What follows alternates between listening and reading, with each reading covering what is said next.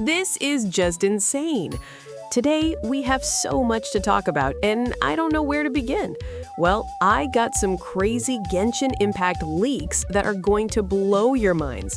We are talking about everything from version 6.2 all the way to 6.7, including new characters, reruns, changes in banner lineups, and even a brand new weekly boss. So, hit that subscribe button because I know you don't want to miss anything about these leaks. Now, let's begin. First is version 6.2, in which we will see Durin and Neuvillette are kicking things off in the first phase.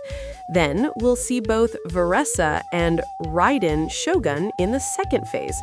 And for all you 4-star fans, Jehoda, an Anemo bow user, is expected to drop in the same version, and rumors say she'll be able to swirl multiple elements. I am really waiting for her kit info, which is coming out in a few days. Now, about Durin. He's still looking like a pyro support and off-field damage dealer with the ability to shred resistances, which is super exciting.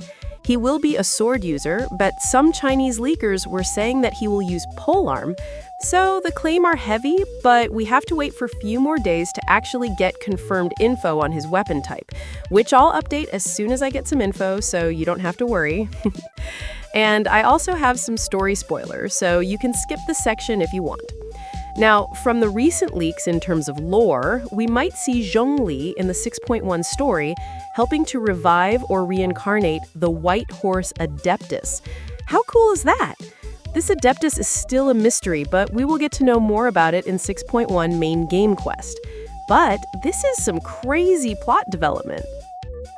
Oh, and just a heads up, there's a little whisper about Venti rerun instead of Rerun in 6.2, so keep an eye out for that. Now, hold on to your Primogems because version 6.3 is looking massive. This is where we're going to see Columbina and the White Horse Adeptus arrive together. And let me tell you, this is huge. We've seen it before that Archons almost always end up being best supports and sub-DPS, and Columbina seems to be following that trend. Because she do have Archon-level status in Nodcry, she's shaping up to be an incredible support buffer who works amazingly well with new lunar reactions. The whole community is going crazy for her arrival. Now, as for current leaks, at C0, she's a fantastic off-field buffer, but with her signature weapon and higher constellations, might just unleash her DPS side. I'm really excited for her. Now, let's talk about the White Horse Adeptus, which is heavily expected to be a main DPS, possibly the absolute best partner for Columbina. But we don't have any solid info as of now, so we still have to wait and see. Now, the second phase of 6.3 also brings us Lantern Rite, and you know what that means. Massive rewards and huge banners.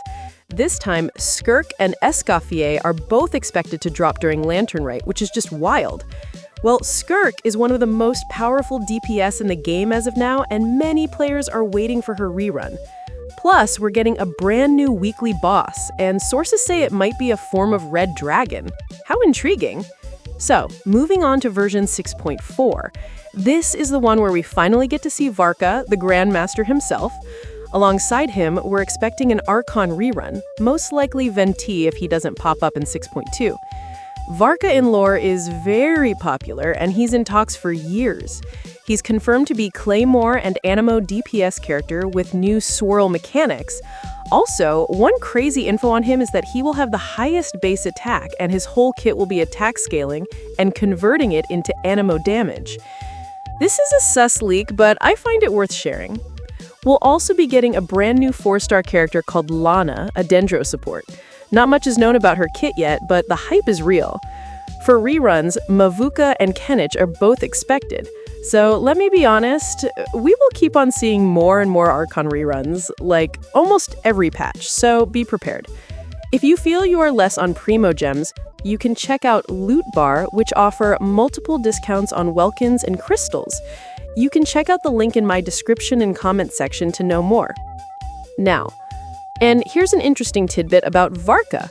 Leaks suggest he'll join the standard banner right after his debut in version 6.5. If that's true, it might mean he won't be as broken as everyone's been hoping, despite all the hype.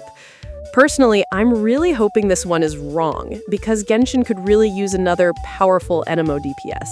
We're really lacking a new Animo DPS.